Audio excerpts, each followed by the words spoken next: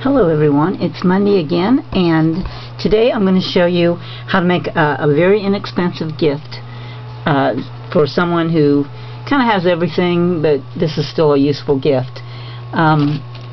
First, before I get started, I want to show you some things that I've been doing. I'm still making some cards, and this card is made with this die. It's older die, it's called Reindeer Flight. And I also used a texture fade that is new this year, and it's the Winter Berries texture fade. And what I did is I put ink inside of it, antique linen ink inside of it, and then I embossed it, and that's how I came up with that nice texture.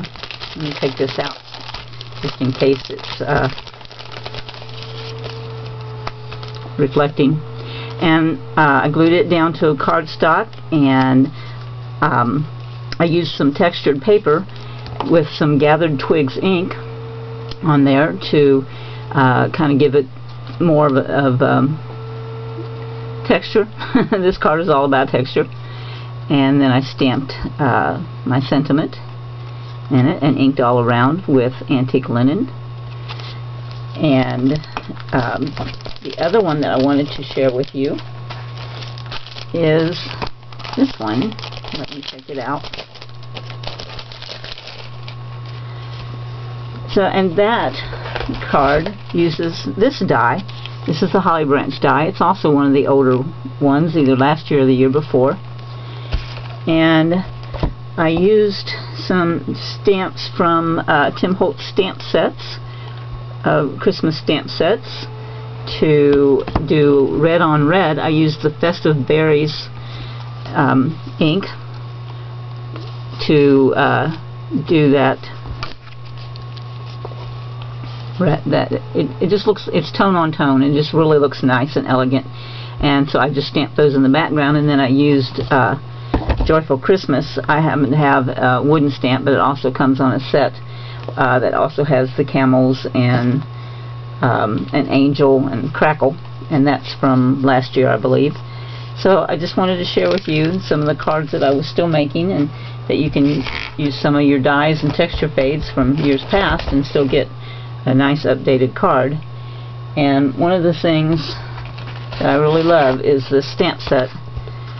And I will, let's see, I think I've already put the brand name on last week's video, but I will check and make sure and put it on this video again too. It's just really a versatile set. So today what I want to do is show you how to make a gift. Now, I haven't worked with alcohol inks on the videos for a little while, and so this might be old to some people and new to some others. So what I'm using are the alcohol inks, and I'm using Sailboat Blue, Eggplant, Cloudy Blue, and Denim. These are all different shades of blue, and they all kind of mix together nicely. And then I'm using the Silver Metallic. So I'm starting out with an, I think it's an 8x8 tile. Let me measure it to make sure. It might be 6x6. Yeah, 6x6 tile. You can get these at Home Depot, Lowe's, any hardware store anywhere near you will have these, and they're very, very, very inexpensive, under $1 for the tile. That's all it is a ceramic tile. And so what I'm going to do now is I'm going to use an applicator and a felt, not the foam, but the felt. Put that on there, and then I'm going to open each one of my lids, and you don't have to worry about these drying out. They have a nice needle nose point, and so you can open them and have them open for an extended period of time. You don't want to do that all day or overnight, but you can have them open for a little while. And the silver one you do have to shake. There's a bead in there. And if you knock them over like I just did, if they're full they'll spill out. If they're not so full they won't. So be careful with that. Okay, so what I'm going to do is I'm going to put the nose right here into the applicator and just squeeze a few drops. I like to use a little more than sometimes recommended because I like to have mine very fluid. So I'm just going to put each one of my blues on this alcohol, or I'm sorry, on this felt pad. Just filling it up. Then I'm going to take my metallic and I'm going to drop a couple of drops here and there. Again, I usually use a little more than recommended because I like more of a presence. Then I'm just going to pounce up and down, and you'll see that the ink is very fluid. And this tile, ceramic tile, is a non-porous surface, and you want to get the edges so it doesn't soak in. It just lays on top of the surface and starts to run. So you'll see that you get a lot of different looks to this background, and you can play with it until you're satisfied. It only takes seconds to dry, and you do want it to give it a chance to just blend together and meld into something that you like. As long as it's very fluid and you tap, it will come back into this melding. If you wait a little bit until it starts to dry, then you're going to get some of this where it's starting to dry and it doesn't slide as much. And maybe you want that, so you know, it's up to you. But if you do this and it gets too dry and you don't like what you're seeing, then you can take this alcohol blending solution, tap just a little bit of it into your felt, and come back and reactivate, and it'll begin to blend again. But again, now I'm still, you know, I'm getting a different surface where I like mine to be more melded than busy, because to me this looks a little busy. And for what I'm going to put on it, I'd rather it not be so busy. So I'm going to put a lot of that alcohol ink on. I'm going to put a little more of my original inks on, and I'm going to come back and activate this again so that I get this blend better. So this is very forgiving. You can play with it as long as it's wet. You can play with it quite a lot. Okay, so I'm going to give that a second to blend in. You're not ever going to get as smooth of a blend as you got that first time, but you can manipulate and work with it. Okay, so this, like I said, this will dry in seconds, but for the sake of the video, I'm going to kind of hurry it along with a little bit of heat. You see, we are getting a nice blend again, but up here maybe not so much, so you get a lot of different looks. If you like this, you could come back in here and pounce on this some more and get some more of this.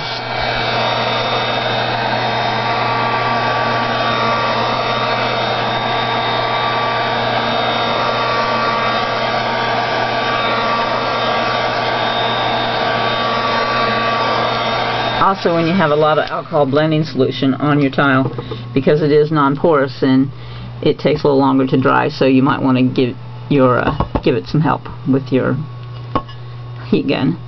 And I don't know if you can see the silver glinting in there or not on my camera, but it really is a really nice effect. So then what I'm going to do, once I've dried the top, is I'm going to come along the side and I'm going to pounce these edges as well. These edges are porous, they are not glazed, so it's going to soak in, but you know, it's okay because you don't want, you know, the white edges. You want a finished look. So I'm pouncing all the way around, and I have enough of this ink on my my applicator that I don't have to go and reload, but you can if you need to. Okay, so I'm going to go ahead and put the lids back on my inks because I'm finished with them. The only one that really matters whether you put the right cap back on is the one that goes on the silver.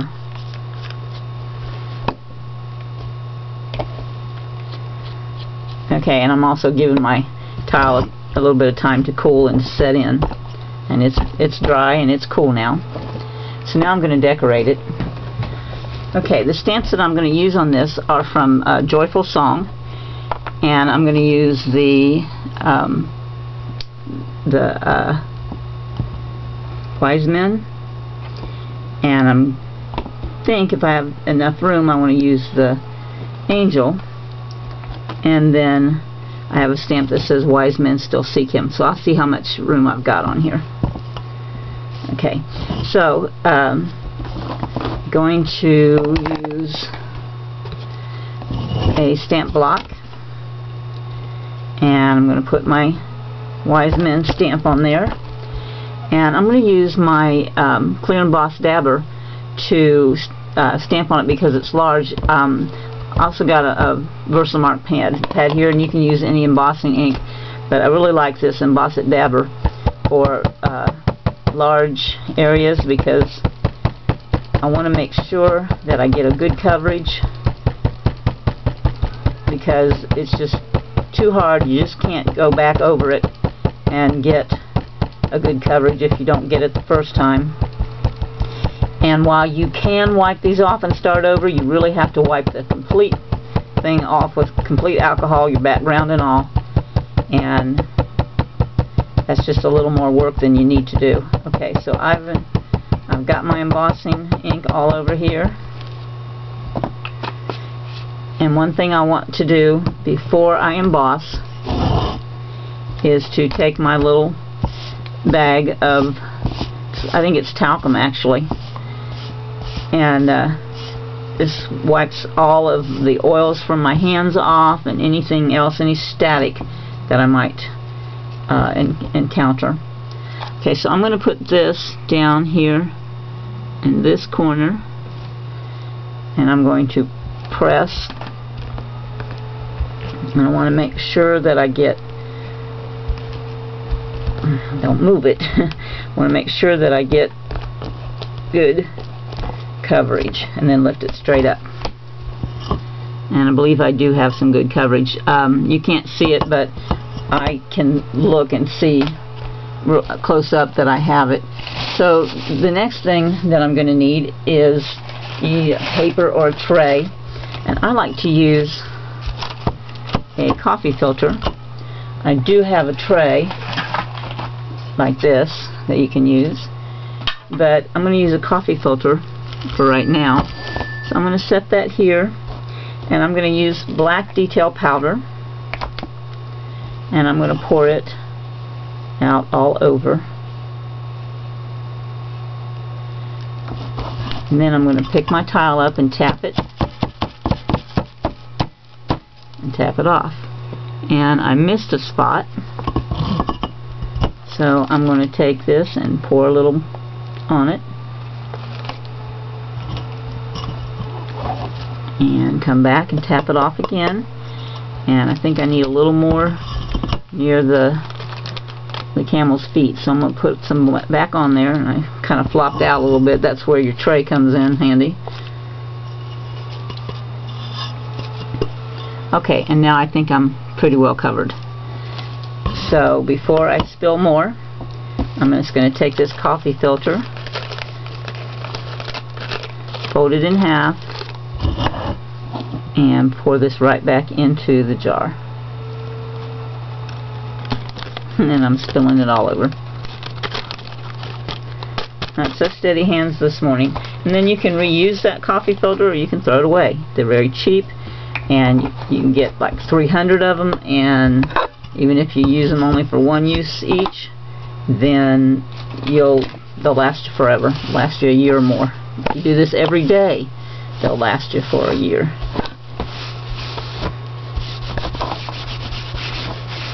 Okay, cleaned off a little bit. Now I'm going to heat this, and the one thing to remember when you're embossing is it takes a while. You absolutely have to hold this heat on it long enough for the powder to melt. You will see it melt, and you know, if you don't do it long enough, if you don't actually melt the powder, then your design will just brush right off. So this is tile, and it's cold by nature, so it takes a minute for this to heat up. It really takes a while, but once it heats up, all of the heat distributes itself on the tile, and then the rest of it goes really quickly. So I'm starting to see it melt, so I'm going to move over a little bit until that part melts.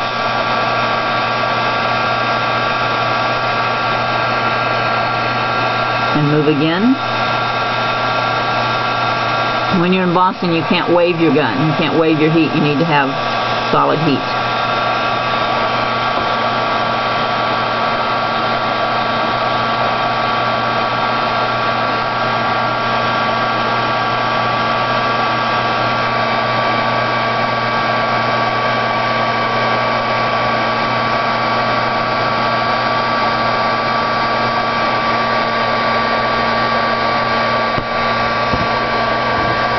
Now my tile has gotten very warm, so the rest of my embossing is going to go very quickly.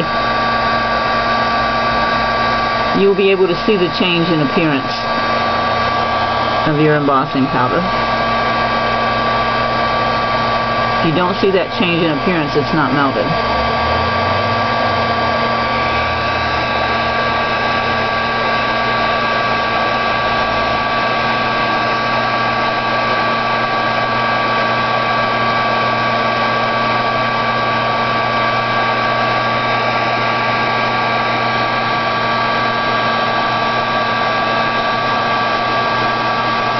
Nearly finished now.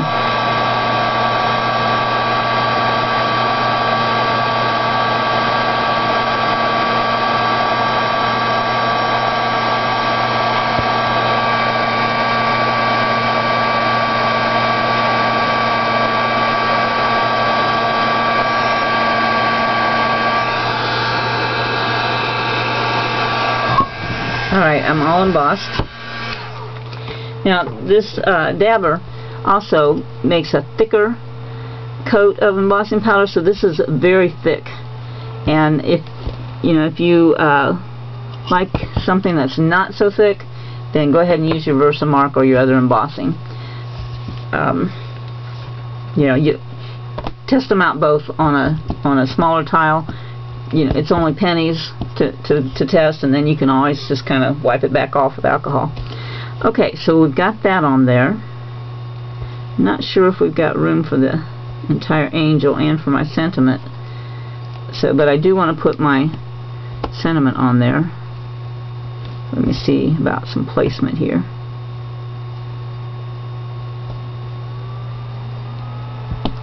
Okay.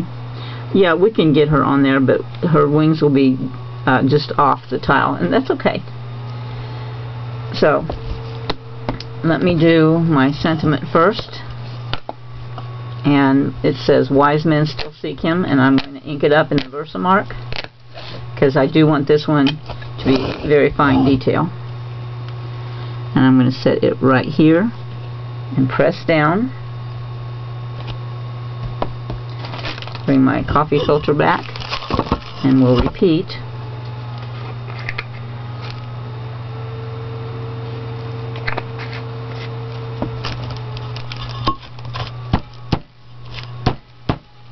I'm going to tap it, and I think I need a little bit more on.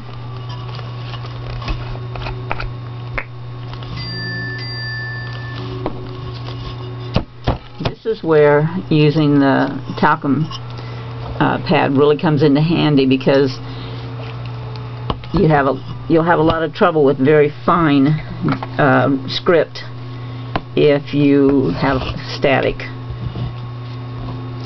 And I have a couple of brushes that I use to brush off excess powder, like above and below. And you can get into a little bit tighter space, but you really can't get into tight space around this kind of script with a brush. So use your bag or whatever you have to get your static off. Okay, now I'm going to heat this up. My tile is still a little bit warm from before, so it shouldn't take so long to get started.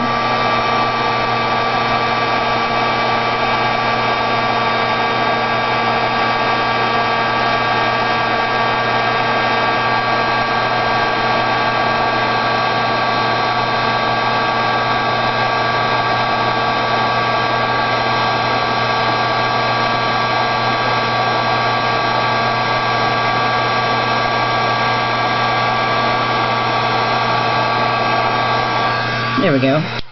And you'll see too that when you first put the embossing powder on there, that it looks like it's going to be kind of fuzzy and not very distinct where you can't read it.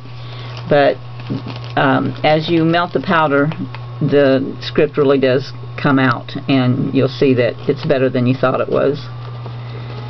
And I'm just all about pouring embossing powder all over my craft sheet today.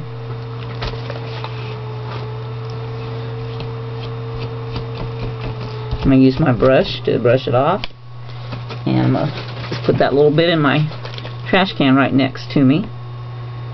And I got a little red piece of cardstock stuck in there. I'll get that out later. Okay, so now let's put our angel on. And oh, you know, maybe I can do it this way. Let's see. Yeah, I think that might look better than this way. And well, whatever way we had it. Oh, had it this way. Let's see. Okay, yeah, we can pretty much get her on there. But I still kind of like her just a little bit off the surface. Okay, so this time I'm going to do her a little differently. Show you all the different ways you can use your stamps. I'm going to go ahead and put Versamark on her. I don't want the thickness that I had on the camels. Make sure that all of the details of the stamp have the Versamark ink on them. Then I'm going to pick it up, and without having a block on it, I'm just going to lay her down, and I'm going to hold with one hand and press in with my other. Then hold with that hand, come back and press in with this hand. For very, very detailed stamps, I think this is a must, because with the blocks in the way, you just don't always get every little bit pressed in. And so I wanted to make sure that I did. And I picked it straight up. This time, I'm going to use some gold embossing powder. Or, I don't know, maybe it would be better to use silver. Because I've got silver on there. Let's use silver. Okay, here's my silver embossing powder. So I'm going to go ahead and pour that on the same way. Make sure I get all of her.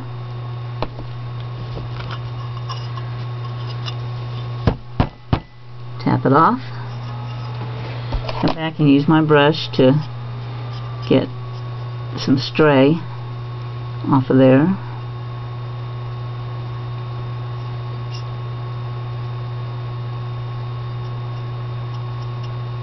Looks like I may need to put a little black right here again. Yeah. Okay, here's what happens when you don't get it all melted. It just flakes off, so I'm going to have to do that part over again.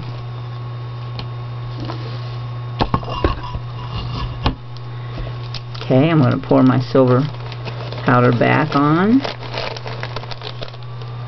or into my container. There we go. We'll better aim with that one this time.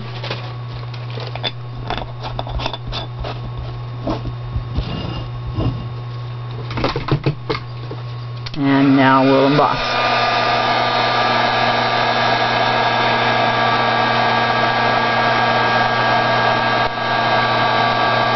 My tile has had time to cool down, so that's going to take just a minute to get heated back up again.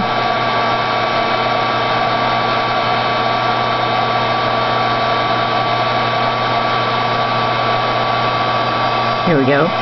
Now I could cut this part out of the video, but I think it's important to let you know and see in real time just how long you do need to wait for the powder to start melting, so that you can make sure that you're waiting long enough, and then you really do see the color change and the surface of the powder change when it starts to melt.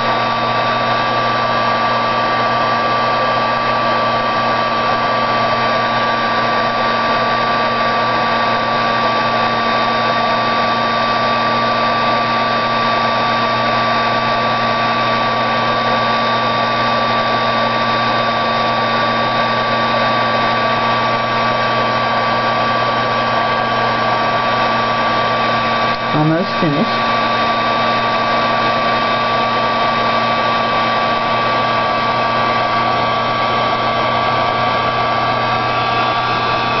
Alright.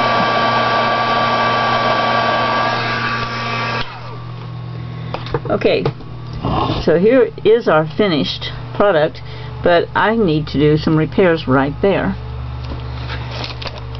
And Ranger, I think it's Ranger? Yeah, Ranger makes a pen called Perfect Medium, and it's also an embossing agent. So what I'm going to do is I'm going to just, like I'm coloring in that spot with this pen,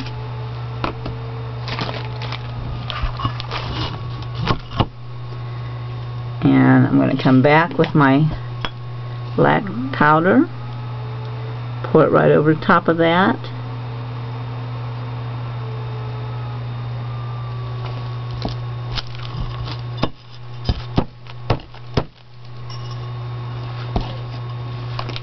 and I'm going to have to clean off around him.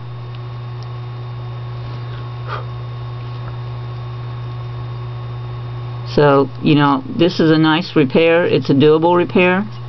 It's best if you make sure that you get your powder completely melted before you start, or before you finish with your heat gun.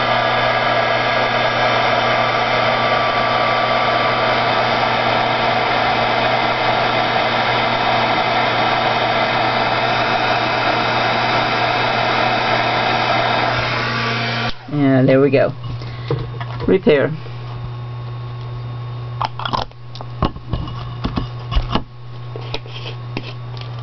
So when this is all cooled off, now you're going to ask me, so okay, this is pretty and fun and easy and quick and cheap and all of that, but what do we use it for? Well, you can set it on an easel and use it for a decoration, or you can use a product. You can use a product that is a clear matte sealer. I have two different types here. This one's by Plaid, this one is by Design Master. DecoArt also makes one that's called a matte finish. It's a spray. You take it out in your backyard or out in your garage with the garage door up, and you spray a very good coat. Got some stray powder right here. And you spray a very good coat. You don't do it too thick, don't make it run. Spray a good coat all the way across, about this far away, and let it set for about 5 minutes. Come back and do another one, and you can do as many as you like. And this can be used as a trivet. You can put hot things on it, you can put cold things on it, you can put a glass on it that will sweat. As long as you use this sealer and get at least 2 coats of it on, you know, you don't have to use whatever brand you want to. I think Krylon makes a brand also. I use matte, I don't use gloss. That's a matter of personal preference. I like to let the natural glaze shine through. But if you want gloss, you can use gloss. But as long as you have at least 2 coats of that sealer on there, and you may also want to come around and do these edges because they are porous, then you can use this as a trivet in any way that you want to. And now you have a useful gift. And it cost you pennies, and it took, well, if you were doing it not for a video, it might take 15 to 20 minutes max to finish. So if you have a lot of people to gift for, you could set these up assembly line fashion and you could get them all done in half a day. So I want to encourage you to try this, and I will see you next Monday.